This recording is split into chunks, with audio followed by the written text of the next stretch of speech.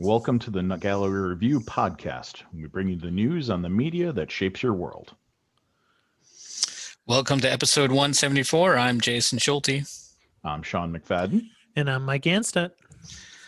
I was going to start today off with, I found a article on the most influential films of the 21st century. So I thought we'd spend a few minutes talking about that list. Okay. What you got? The first one on the list is Joker. The original new one? Yep. I haven't seen it yet.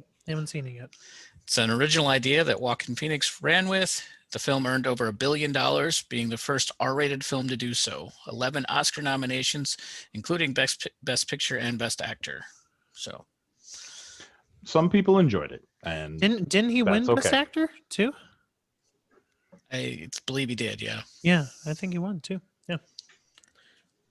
Parasite broke barriers, made 11 million. Made on 11 million, made over 258 million. It had a brilliant mix of black comedy, drama, terror, and rebirth. Yeah, it was very fitting for our times. Yeah, I need to see this one. A lot of people well. are just talking about this flick and being very impressed by it. Let's see. Once Upon a Time in Hollywood, Tarantino. Well, you're the big Tarantino guy. How was this one? It was good. I really liked the era he kind of set it in and the theme behind it. So, how's it compared to the others? It's in some aspects better, in some areas maybe a little weaker, but okay, it's not anything that it certainly fits what he does. Yeah, it's a Tarantino movie. You mean? Yep.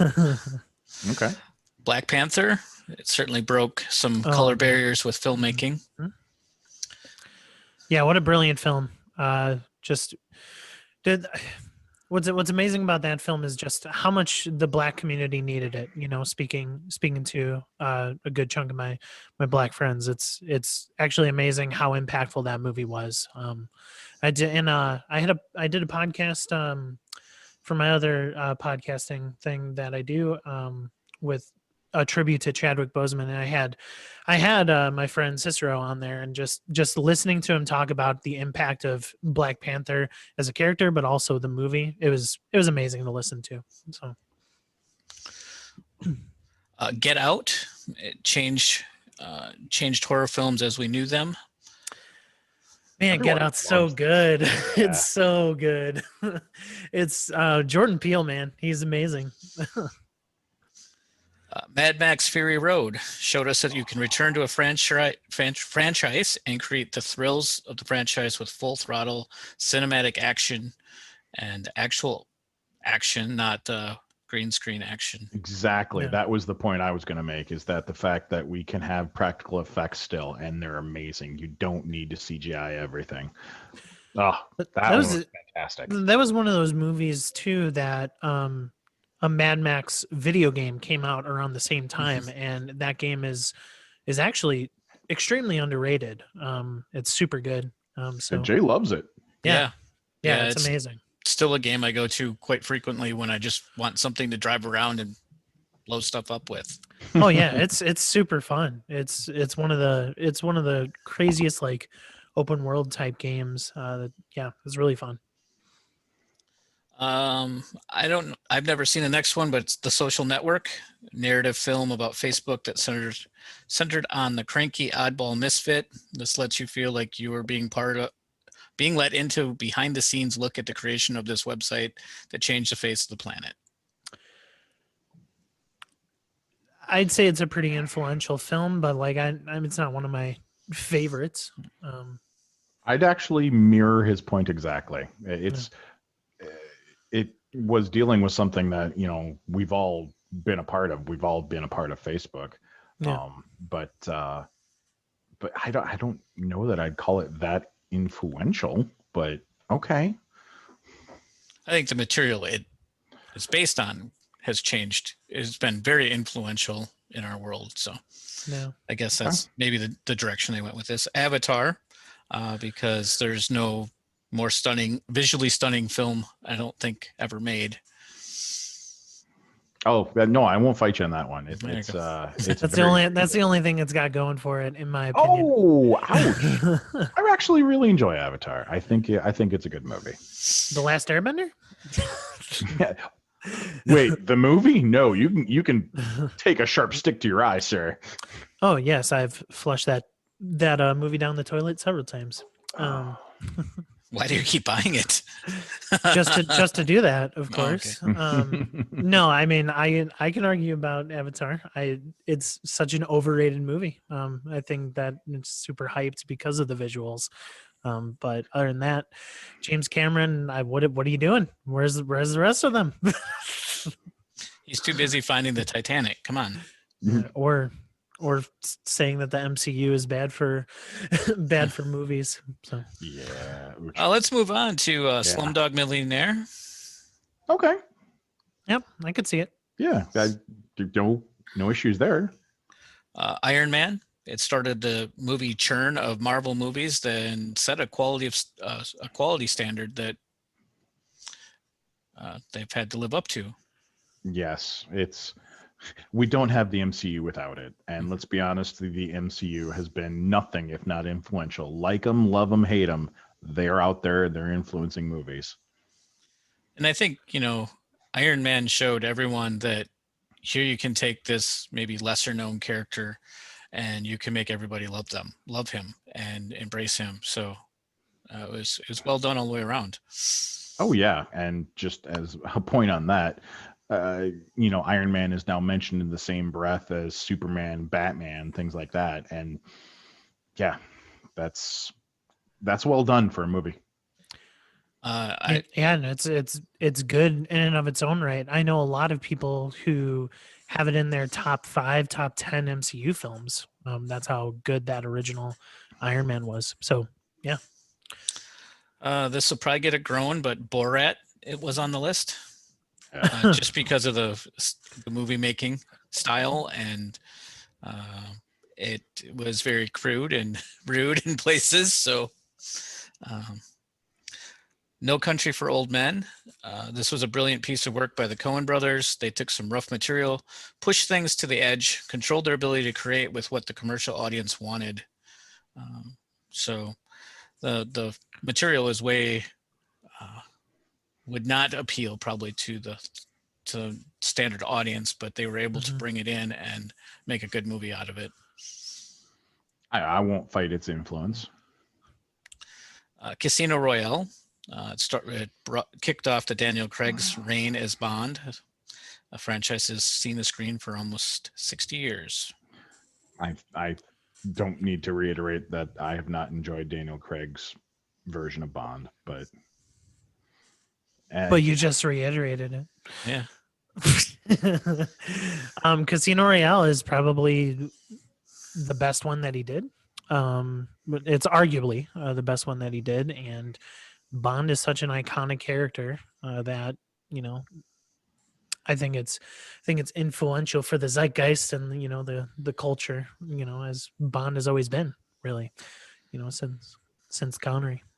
I think it was a good place to reboot the line a little bit. The Pierce Brosnan version of Bond was getting very techy and very different, and I think this kind of brought it back to the basics a little bit. Yeah. And well, especially since Casino Royale is the first book, it's the first story really that Bond had, and just to, like you said, bring Casino Royale really did bring it down to its roots. Like, yeah, you had the fancy cars and some fancy gadgets, but for the most part, it was a spy movie, and it was very good. A couple more left, actually 3. The Passion of the Christ. Yeah. I didn't see it, but I won't fight its influence. I mean, with a topic that controversial, you're gonna stir up some discussion. $1 Million Baby, and this won Best Picture and Best Director. So you have Clint Eastwood directed, right? I don't know if he directed, but he was in it. Okay. Thought he directed it.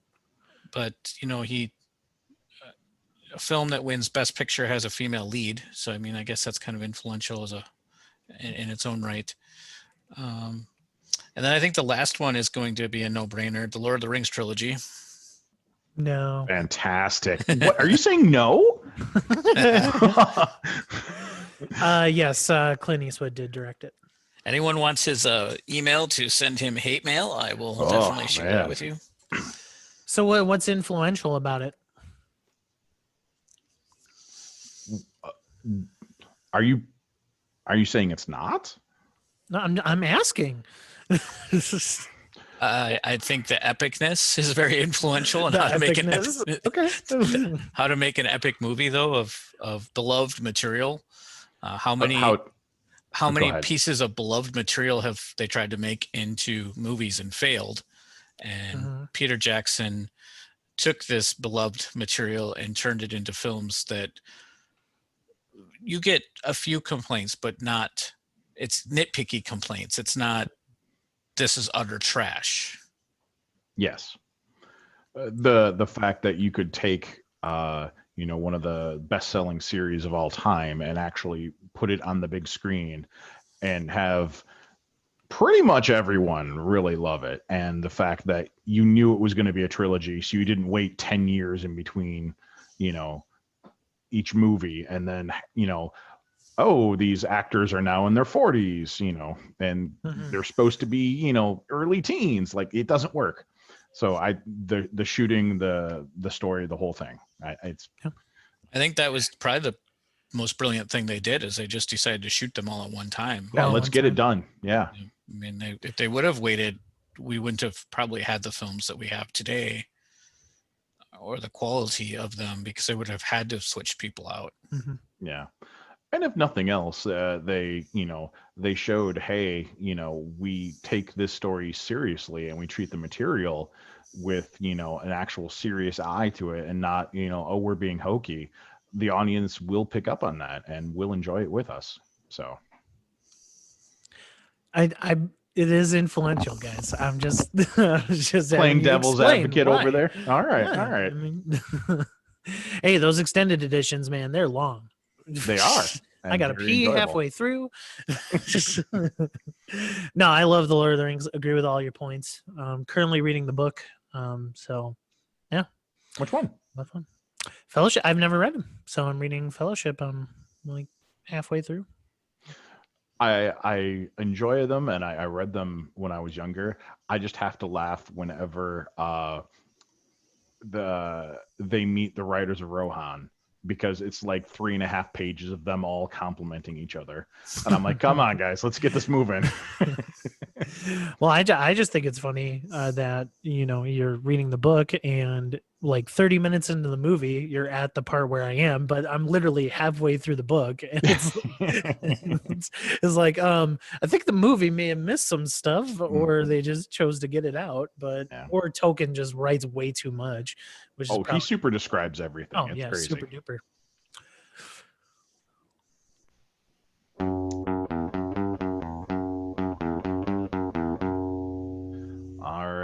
Before we moved on, I did want to mention, in case you have noticed, we've got we'll get a little music overload here. We got our from Palette Creators.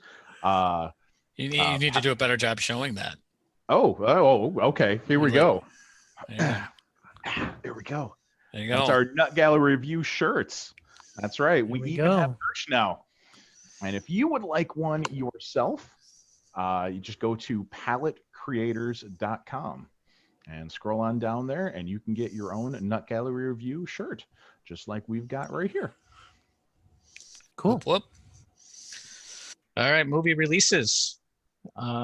Starting right off with February 5th is Cinderella, a modern musical take on the traditional tale of the orphaned girl with an evil stepmother. Okay. Any big name attached to that? I don't think so. Okay. Judas and the Black Messiah on February 12th. Chairman Fred Hampton was 21 years old when he was assassinated by the FBI, who coerced a petty criminal, William O'Neill, to betray him and the Black Panther Party.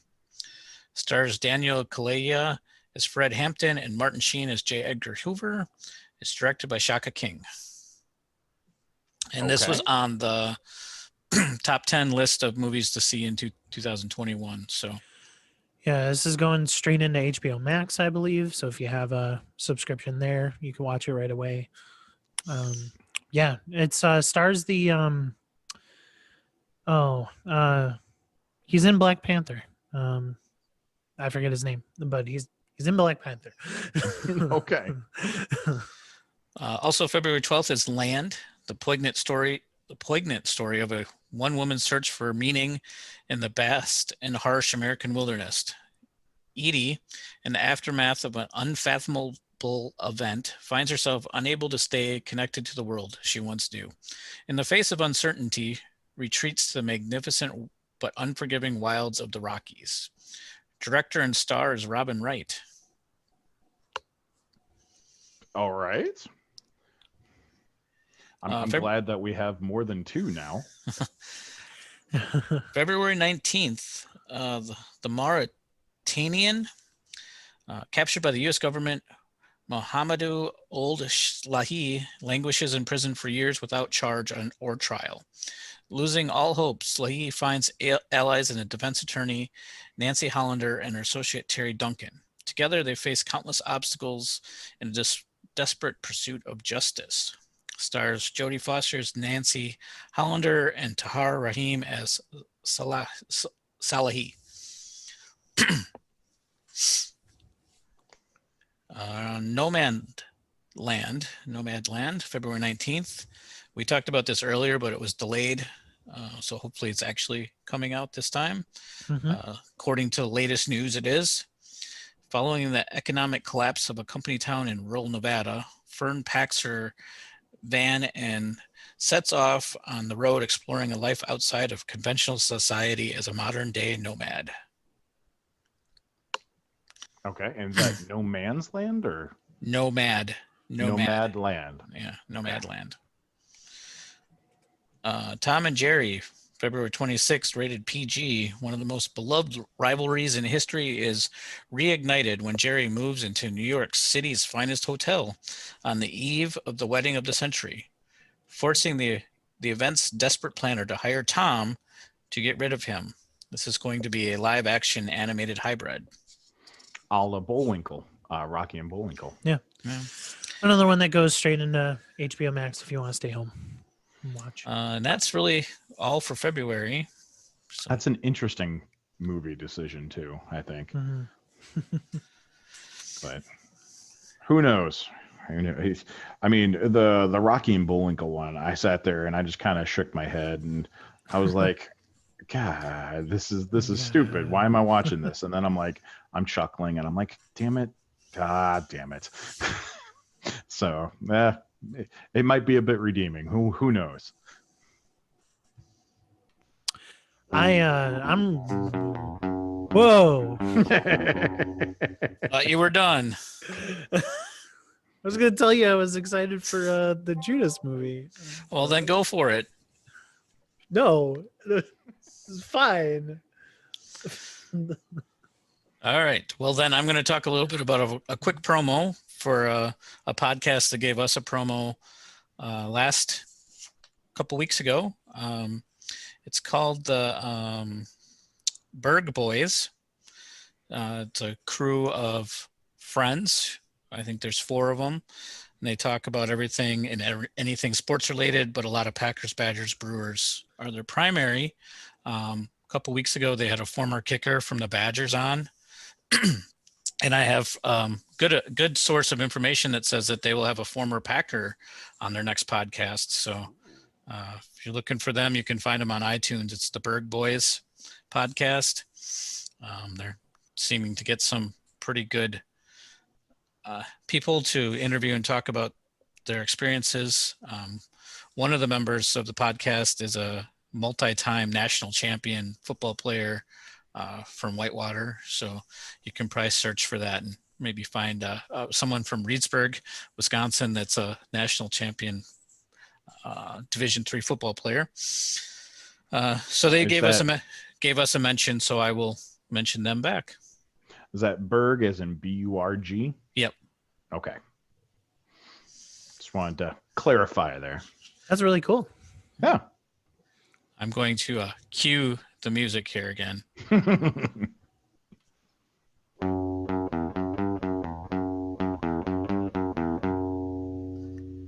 DVD releases. All right, that is yours truly here. We actually have a list here, and it's not just a little bit of shovel cinema, shall we call it? Shovelware. There's a little bit of shovelware, yeah. You know, there is some names. There's some. Anyway, let's get to it. Let Him Go, starring Kevin Costner and Diane Lane. Let Him Go. As my girlfriend has pointed out, they've been in a few there.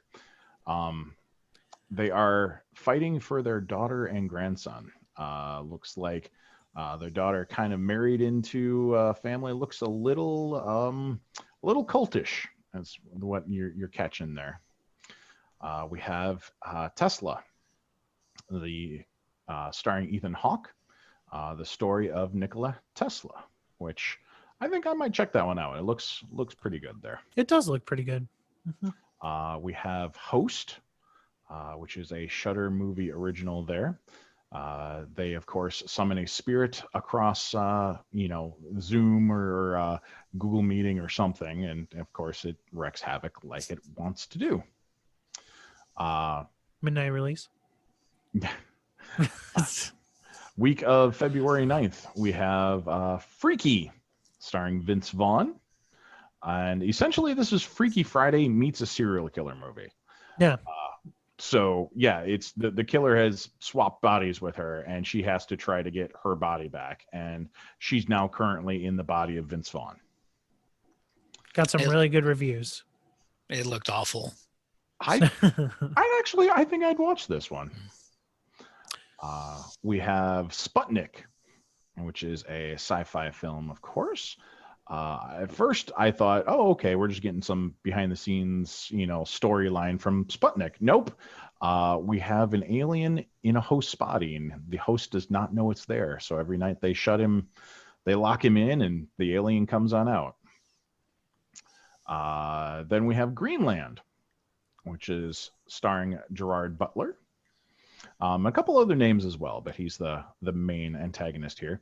We have asteroids destroying the world, and they're trying to get to Greenland because evidently that's the safest place amongst these meteor showers.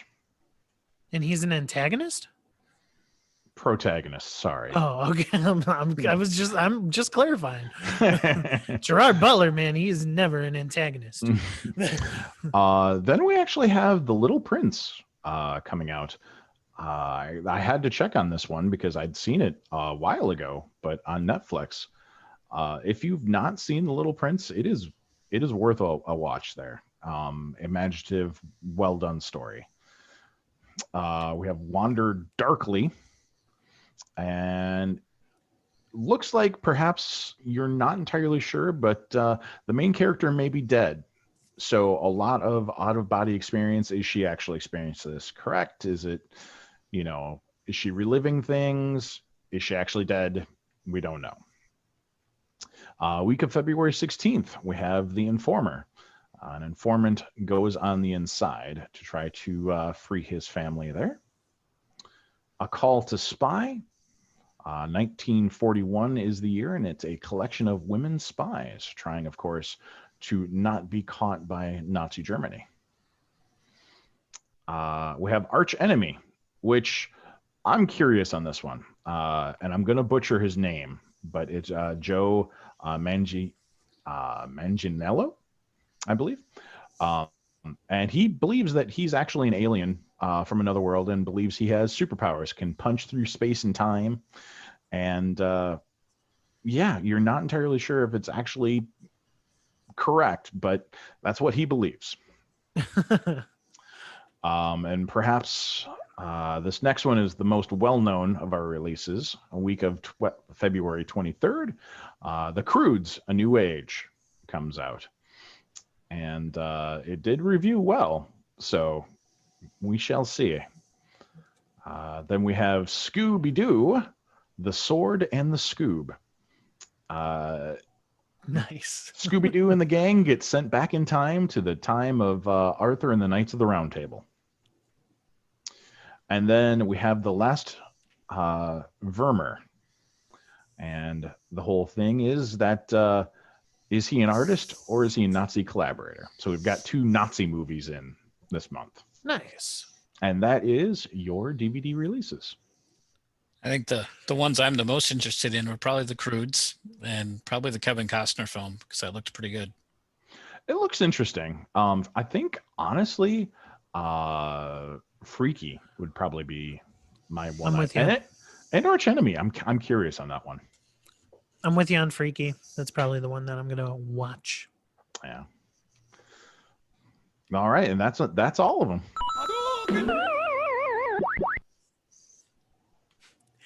All right, on to video game releases. First, we have a re-release, but it is the next-gen version of Control. Came out in 2019. Very good game. Remedy, one of my favorite developers. So PlayStation 5 and Xbox Series update. Next, we have Blue Fire, which is coming to the Switch and PC on February 4th. And Blue Fire, you embark on an extraordinary journey through the desolated kingdom of Penumbra and discover the hidden secrets of a long-forgotten land. I do believe this is a 2D action-adventure platformer, so check that out if you'd like on Switch and PC. It's curious that those are kind of having a resurge, the 2D, Oh, yeah. Yeah. Huge. I mean, they're huge now, especially with the Switch out. There's a lot of games on there. Wearwolf, the Apocalypse, Earthblood comes to all the things except Switch on February 4th. I have a buddy who is very excited about that. Really? Yeah, he's a big werewolf fan, specifically the creature, but also the IP that it's based on, the Werewolf, the Apocalypse stuff. He loves that, and so he's very psyched about that. Good. Glad somebody knows about that one and is going to buy it. All right. February 5th, we have a bunch of Nioh SKUs. So you guys know the Nioh SKUs, Nioh game, like an action adventure game, PlayStation exclusive Nioh. So it's kind of like a Souls-like, really, it's a difficult game. Your combat is patterned. You gotta kind of figure that out. It's kind of a ninja Souls-like, basically. So Nioh 2, the complete edition, comes to PlayStation 4, and that comes with all the DLC. Nioh 2 Remastered, the complete edition, comes to PlayStation 5, as well as the original Remastered, the complete edition, comes to PlayStation 5, and then you can buy also a full collection of the games on PlayStation 5 on February 5th. Little Nightmares 2 comes out on PlayStation 4, Xbox One, Switch, and PC February 11th. Jason, this was a Games with Gold, the original, I believe. Did you check it out? Little Nightmares? Yeah. Yeah, I did. It was okay. It's challenging. It's kind of a side-scrolling 2D kind of game, but it does have some other components to it that aren't. It's really you hiding from these nightmares and trying to escape, and things happen.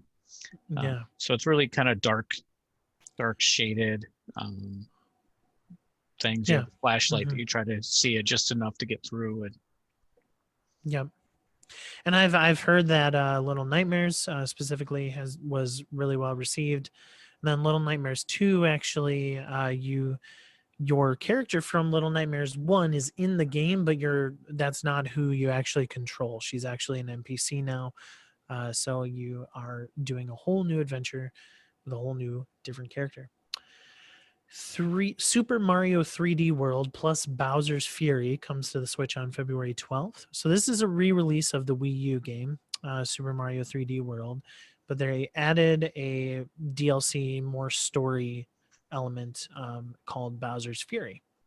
So if you did not get a chance to play that on Wii U, check it out on Switch, and then you have some extra content as well. It's on my list. It's For definitely sure. on mine. I totally agree.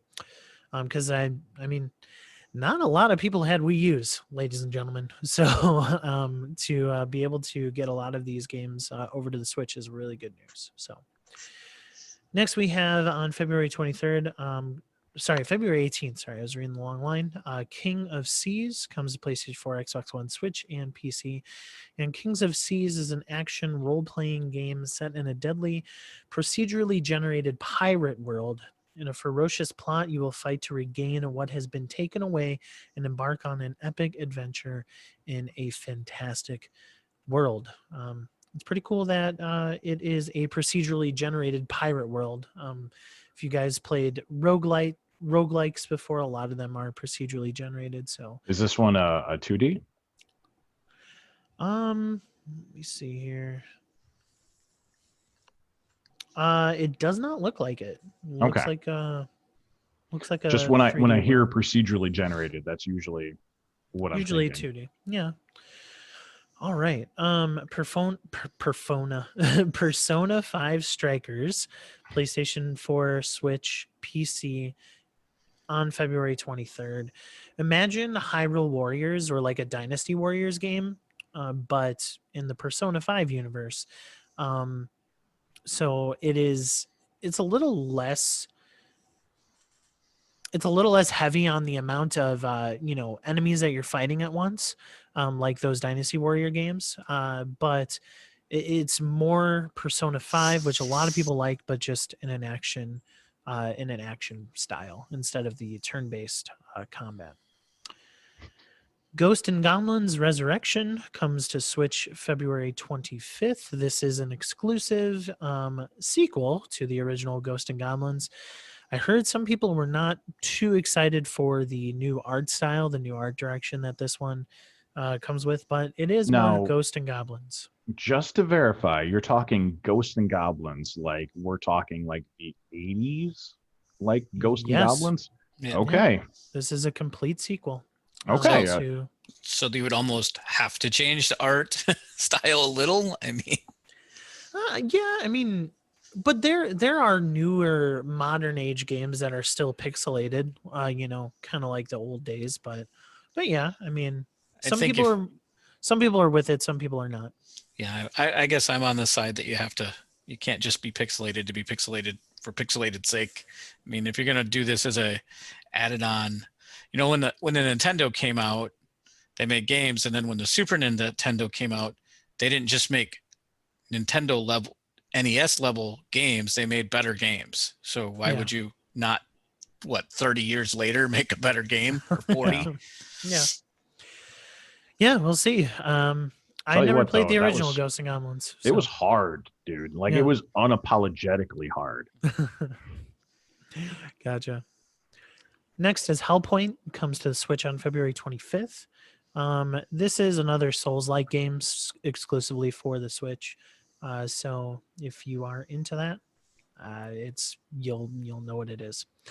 You'll know. I don't think I've ever heard so many exclusive on the Switch announcements before. So you wait and see. Yeah. Bravely Default 2, Switch exclusive, February 26th. Sequel to Bravely Default, I'm assuming. And then Retromania Wrestling comes out PlayStation 4, Xbox One, Switch, and PC on the same day, February 26th. Retromania Wrestling. Yes. So are we talking like, old school, like Genesis style, or like what are we talking about here? I mean, beats me. It just looked like an action, action style wrestling game from, let's see here, Retro. I mean, Mania. Because let's be honest, the jump between the 8-bit and the 16-bit era was a bit of a difference. Yep, to the official successor to arcade wrestling classic WrestleFest, Retromania Wrestling offers fast-paced pick-up-and-play arcade wrestling action with 2D sprites and backgrounds. Nice. A variety of match types and real international wrestling stars. Whoa. Not fake. Real. All right, that's your video game list. I'm with Jay. I think Super Mario 3D World plus Bowser's Fury is the one I'm looking at most. Yeah, I think so. I was just going to mention that February has 5 games with gold coming out. Dang. So I was going to run down that list real quick. It's got Gears 5, Resident Evil. So it's going to be a remake of the original, which has been well received by everyone. A lot of people are pointing at this, saying this is how you remake an old game. So we'll get that. So this is just the remaster of the original. The original Resident Evil. Yes. Okay. Yep. Sorry if I misled you there, Sean. Oh no, Dandara Trials of Fear Edition. This had some really high reviews. That'll be the later part of the month. And then we're getting Indiana Jones and the Emperor's Tomb, port from the 360, and Lost Planet. No, I think that's original Xbox. Yes, you were correct. Yeah. Original Xbox. I'm excited for that. And then wrapping it up is the 5th one is Lost Planet 2, which I believe also got really good reviews when it came out. So it did. So and that one is a 360 port.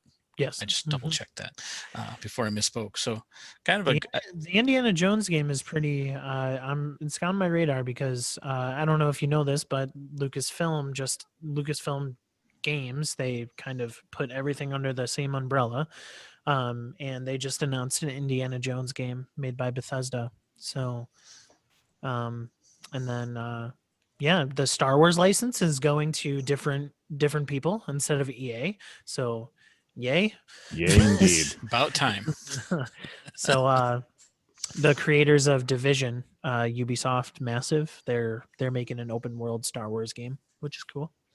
So yeah, I'm all for EA not having it anymore and it going all over the place. I am totally on board with that. Or if EA just gives like Respawn all their Star Wars stuff, Respawn just makes it, because Jedi Fallen Order is no joke. It's a great game.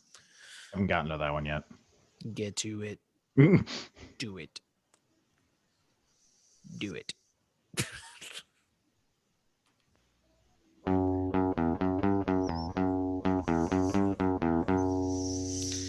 Because we haven't heard enough from Mike, it's his movie classic. And he gets a little music bump there. Oh, yes. Thank you. Nice. Yes, I decided to it was my turn to choose. Sorry. And I was really intrigued by a discussion last podcast on the Wolfman, and we even mentioned it in our podcast then. And so I kind of wanted to talk about it, and that is Abbott and Costello Meet Frankenstein. This is certainly it's a comedy. It's a comedy film set in the horror film franchise of the monster movies back in the day. You have Dracula, you have Frankenstein, you have the Wolfman, all in one movie. And basically, the concept is that they need a new brain for the Frankenstein monster. And the Frankenstein monster has not been listening to Dracula, so therefore that's why he needs a new brain. And of course, what brain better than what seemingly is no brain in Abott? So his name is Wilbur in the movie, and so their goal basically is just to take the brain out of Wilbur and put it into the Frankenstein monster, and a whole bunch of hijinks happen, a whole bunch of Abbott and Costello things happen, and in and of itself, you have a really good. I think it's a really good monster movie, even though there's comedic beats. And what is this? Is this one of the first, horror film comedies? Like, I mean, that's certainly something that you see nowadays with horror films, that you add the comedy element to it. Especially like Freaky. We were just talking about Freaky. That's amazing. So. Overall, I love this movie. I grew up watching it with my dad. I still remember the VHS sleeve. It was Frankenstein behind Abbott and Costello. that we had. So it was this movie's a blast. My final thing I'll say before you guys sign off is that I once again agree with our points from last podcast that this is the better Wolfman movie than the Wolfman. So I'll jump in to second that real quick. The Wolfman is a much better character in this movie as opposed to the Wolfman. I think, while we're on that topic, this kind of crossover almost, it was brilliant move. Let's take these monster elements, bring them to these known comedians, and let's mash it all up and see what we get. Just was a huge thing to do, and it kind of reminds me of like the few times that DC and Marvel have done crossovers, and the excitement that kind of goes with that. That's just it changes everything around a bit when they do that. So I just, that would be where I agree that the comments we made last time with Wolfman, that to see him in this film, same actor, it's not like they brought in different actors. It's the same people that play these characters in the monster movies that were made in that era. Except for one. Except for one. Which was Frankenstein. Okay. He's basically the same. I mean. Well, yeah, he's... You can't really tell that it's a different actor, but I just wanted to... Everyone is the same except for Frankenstein. So continue on, Jay. That was my point. Gosh, Jay, how could you get that wrong? How dare you?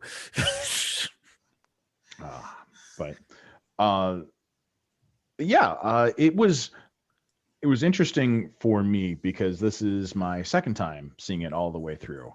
And what's really funny is I missed one of the big points the first time through. So I was like, oh man, poor Wilbur. Like, he's just all these women showing interest in him and then just turning around and not. And I'm like, what the heck? I didn't realize that his girlfriend at the very beginning of the movie was the doctor. And I was like, oh my gosh. I'm watching it the second time. I'm like, wait a minute. How could I have not caught that? They were so upfront about that. And completely went over my head. And I was just like, no, she likes him for his personality. And it's a love story. And I'm like, oh no, she just likes him because he's kind of a dope. Oh, okay. But I have a point along that lines I'd like to address. Go for it. One of my points I had written down that I wanted to talk about was they didn't over-explain things. And I think that's where I really looked at that scene, those early scenes, where they didn't have to explain this relationship and why. They let you figure that out. Yeah. And, that was just, there's several times throughout the movie where it's like it dawns on you eventually. It's not like they over-explain. They didn't spend the entire time giving a background on how Wilbur knew this woman or setting all that up. They just let it happen and let the audience discover it when they discover it. And so I appreciate that style. We don't see that very often, that they just kind of let it unfold. Absolutely. I'm with you. It's and it's not a terribly long movie, and they probably could have shoved some of that in there, but I'm glad they didn't. I think it makes a better movie. Absolutely. It's just like, no, that's accepted. And the fact, the other characters just constantly like, what do these women see in you? And it's but yeah, it's pretty good. I really do. I enjoy this movie. And as we had talked about for the Wolfman, it's that representation of this character I enjoyed a lot more than his previous outing. And I think I may have enjoyed this movie more simply because had this been a quote unquote traditional monster movie, like our main characters would have been dead by like 10 minutes in. Just, the playing for laughs, Dracula alone, just he kind of just moves in that menacing way and everything. And it's played up for the tension and the laughs. But, had Dracula really wanted to bring him down, he would have brought him down. But I like the fact that these traditional movie monsters got to kind of ham it up a little bit. And, they weren't the ones that were really goofing and laughing and everything like that, but they were quote unquote the straight men to play against for these laughs and these situations. And I think that let us kind of open up and just, enjoy the movie a bit more. For me, I think it's crazy to think of an Abbott and Costello meets Frankenstein movie, just as good as the pantheon of the Universal, monster movies back in the day. Like I hold this to high esteem because like this movie, although it's comedic in some of its scenes and its nature as a whole, like overall it's a really good story too. Like I mean just the fact that you have the conflict with like Wilbur not being believed, and the Wolfman not being believed by the pantheon of people around him. It really brings out just a really good story and a good mystery, because overall you have the conflict where Costello just Costello believes that, or no, sorry, Bud Abbott, I believe. Sorry, no, Costello, whatever. Either. Shit, one of them. He has the wolf mask, and he's being framed for a wolf attack and stuff like that. Yeah. And you have the monsters and their agenda, to get the brain and also the Sandra's like unwillingness to actually do the surgery, and then Dracula having to bite her and get her under his power. I think this is a really good monster movie, even though there are some comedic elements to it. Yeah, I kind of disagree with you a bit. I don't think there's really a much of a monster movie. I think it is purely designed for comedy. But with a lot of the points you did make, though, this is all set up by some just phenomenal sets and locations. Mm-hmm. The castle, even thinking about where the Dracula scene took place, where no one believed him that he was moving around in the house of whatever that was, House of Horrors or whatever it was. Yeah. His curiosity shop. McDougal's House of Horrors. Yeah. Plus, even outside of the castle, the end scene where they're in a boat, and that was either a set built with this like little lake in it, or it was they filmed it at a location that had that lake. It was just the sets were pretty cool to see, even in without color.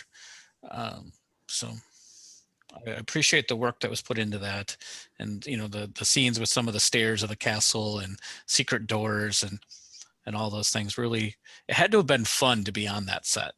Oh, absolutely. Absolutely. Can you imagine just being there and just I heard there was just a practical jokester running around. Like his whole job was just to keep everyone kind of in a light mood, and he did it to Bela Lugosi, who's playing Dracula, and just Bela Lugosi was like, "That's funny, except when it's aimed at me."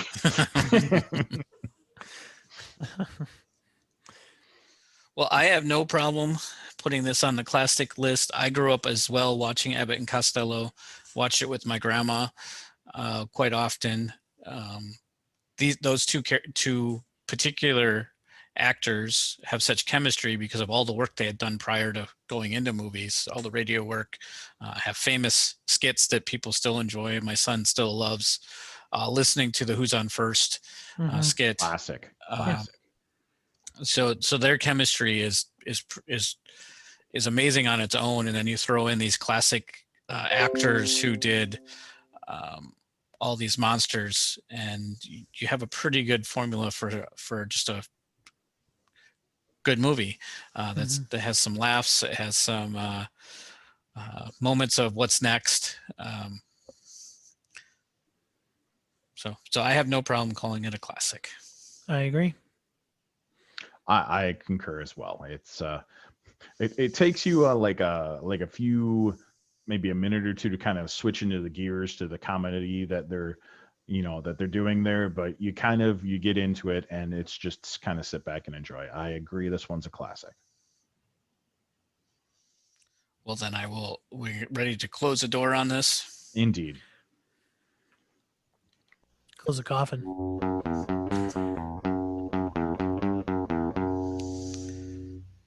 And finally, what have we been up to lately? I've had kind of a busy month of January as we're avoiding cold weather. So we're talking about comedies and horror. I watched Cabin in the Woods, and if you haven't seen it, I would encourage people to see it. It's a horror film, but it's a horror film in the vein of like Army of Darkness. There's other things going on besides the horror film. I don't know, Mike, did you see this? Yes, I have. Fell asleep the first time, honestly. It Oh. wasn't my shtick. And then upon rewatching, it was good. You know, it's good. I think not knowing what you're going into it, not expecting what it is, Mhm. it can be a drawback. But my wife didn't enjoy it, but after the fact, reflecting on the movie, I'm like, that was just brilliant.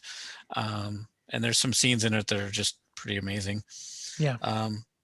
I'm reading Presumed Innocent by Scott Turow, which was written back, I don't know, mid 80s, early 90s. It eventually was made into a film with Harrison Ford, but it is pretty intense courtroom drama. So I've been enjoying that. I got Rogue Squadron. I've played it some, but it's not my kind of game. I'm just not enjoying it. You talking about the new one? Yeah. Star Wars Squadron. Okay. Squadron. Gotcha. It's not. Yeah, it's not Rogue Squadron. Yeah, That's why I sorry. was confused. Star Wars. That's an old Squadron. Xbox game, man. Yeah. Sorry, I misspoke. Star Wars Squadron. Just isn't my style of play. I just haven't been enjoying it, so I've kind of put it aside for now. What I have been enjoying is G.I. Joe Operation Blackout. It is an incredible game. Didn't that just come out too? Yeah. Yeah. You get to play both sides of the G.I. Joe, so you get to be the good guys and the bad guys, and it rotates between every mission. So you do the mission from kind of the good guy standpoint, and then you kind of do the mission from the bad guy standpoint. So you get to play Cobra Commander, you get to play Snake Eyes, all of those characters. Yeah. And they have special abilities and usually a pretty cool boss fight. And it's co-op on a single screen, so my son and I can play it together. And he's been having a blast playing that with me. And it has some frustrating moments because gets quite challenging at times.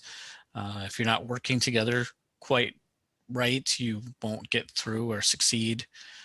We've hit a couple glitches along the way too, where like the enemies just keep coming and you're like, there's just no way. And then like you should close the game, come back in. You're like, oh, this was supposed to trigger them to stop, and it didn't. So it's been just fun, and we're nearing the end of it. So we'll see how it ends up. We watched Deep Impact last night, so we're talking about old 90s comet striking Earth film. I believe it has Elijah Wood in it. I'm pretty sure that's who that was. As a young character. And we've also been playing WWE Battlegrounds, which is kind of a wrestling version of like NFL Blitz. So it's the larger than life characters that you arcade version. Yep. Yeah. You can throw them into a coffin and it does damage. You can throw them into an alligator and the alligator eats them. So it's a kind of a fun loving, but it has a really, I appreciate the amount of thought they put into the unlocking of new characters. They're not so pricey and so out of reach that you can't get them. It feels like you unlock them after a reasonable amount of effort, which is different than a lot of games. Some games, it feels like you grind forever to get the characters you really want. It also has additional characters if you play campaign mode that unlock. So you don't get John Cena right away. You have to play through the campaign mode to get him. And so there's really good rewards for playing through the campaign mode. there's really good rewards for just playing matches and unlocking characters that way. So just feel like it's got a really good balance. So that was my month. Wow. All right. As far as watching, I did watch the Blood of Zeus series on Netflix there. I heard that was very good.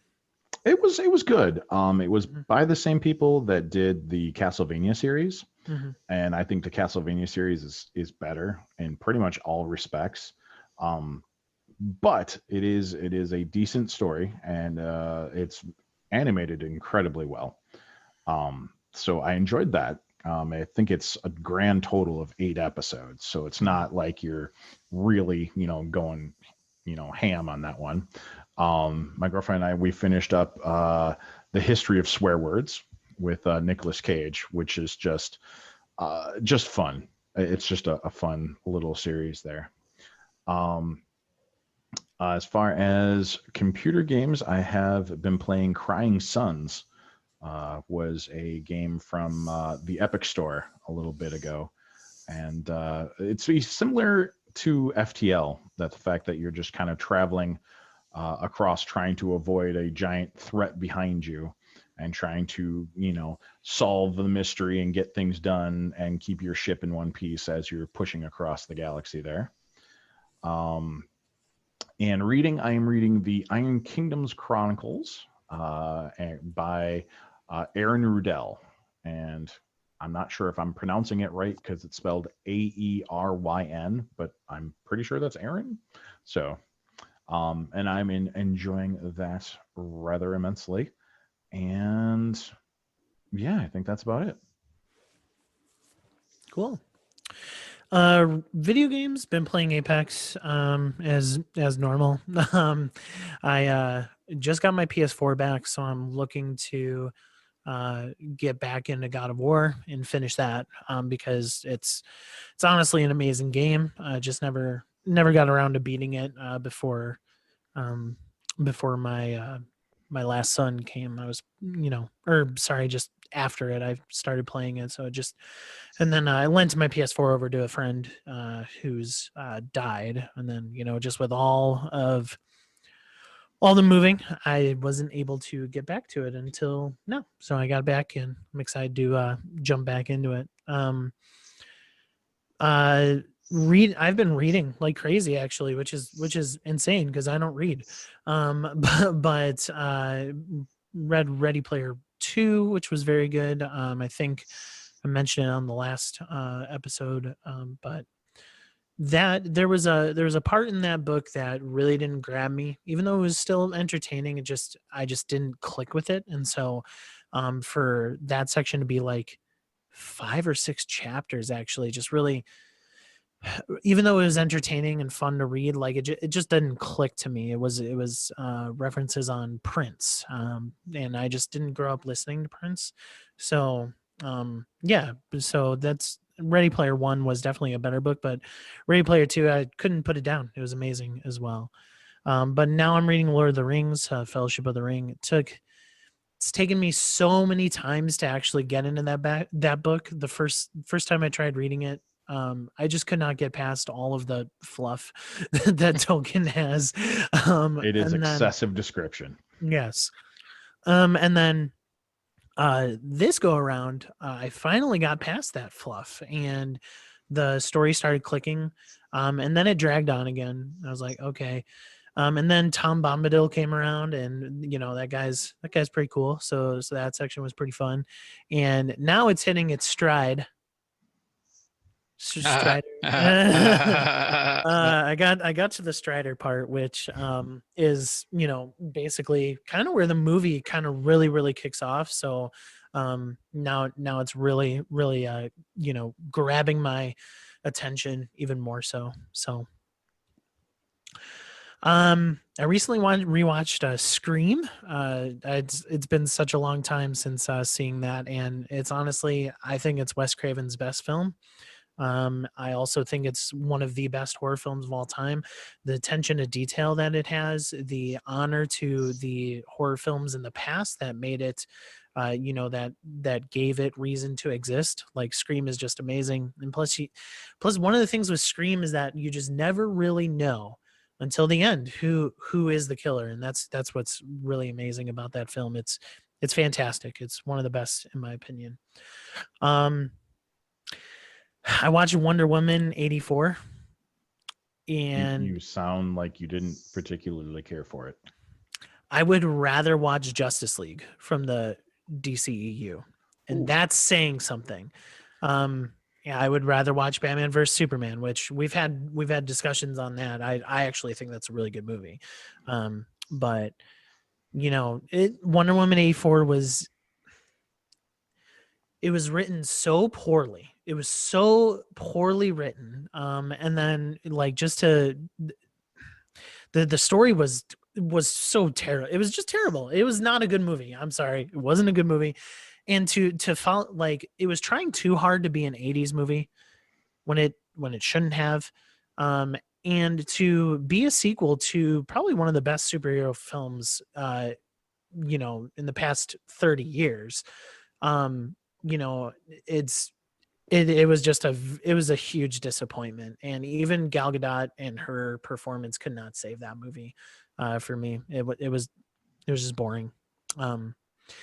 And then I started watching Watchmen, the HBO series. So I'm planning on sticking with that. It's pretty good so far.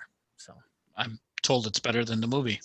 yes. So I've heard, and I'm gonna the first scene grabbed me. So it is something that I'm definitely going to be sticking around with and watching. So I started Star Trek Discovery season 2. There you go. And it was been really happy with the way that starts. I've heard a lot of people say it gets strange from there, but the start of it has been really good. Awesome. Well, until next time. Good night, everybody. Adios.